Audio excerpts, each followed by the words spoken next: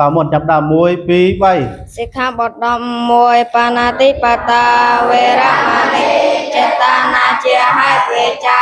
កិរិយាធ្វើសត្វមានជីវិតឲ្យធ្លាចុះអង្លងគឺសម្ងាត់សត្វពីអតនាដានាវេរមណីចេតនាជាហេតុវិចាកិរិយាកាន់យកនៅវត្ថុមិនបានឲ្យដោយកាយឬដោយវាចាបីអប្រមចារិយាចេតនាជាហេតុវាចាកិរិយាប្រព្រឹត្តនៅធម៌មិនប្រសើរគឺសេពមេធនៈធម៌4មុសាវាដាវេរមណីចេតនាជាហេតុវាចាកិរិយាពោនៅពេលកុហក5ទុរកិរិយាមជ្ឈបមាទដ្ឋានាវេរមណីចេតនាជាហេតុវាចា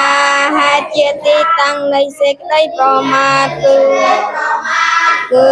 កិរិយាផឹងនៅទឹកស្រវឹងមេរ័យ6វិកាលភោចានាវេរមណី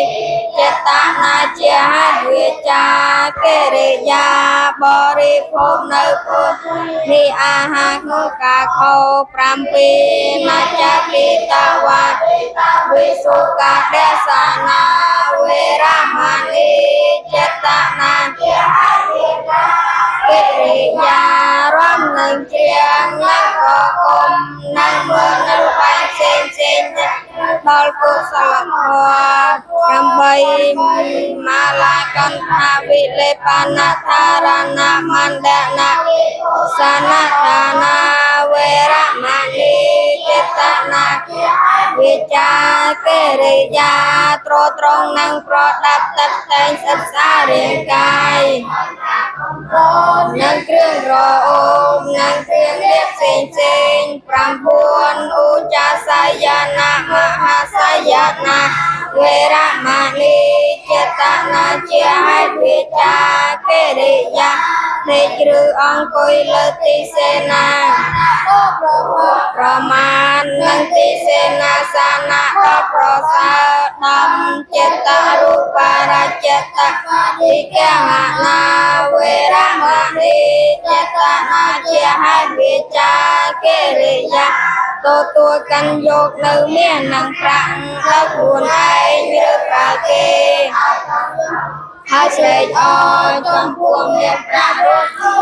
ព្រះពុទ្ធដូចអាទិត្យឧត្តមពិនចំពោះចុងកងច័ន្ទនៅមោហនហើយចិញ្ចាសុភីរ៉ែត្រង់ខិននៅលើភ្នំដល់ឧតាមក្រៃវិសេដាសាសុភី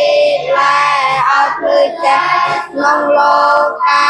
សូមត្រង់ប្រក្រុមក្រងយកខ្ញុំផងរវេលាឲ្យបានសពគ្រប់គ្នា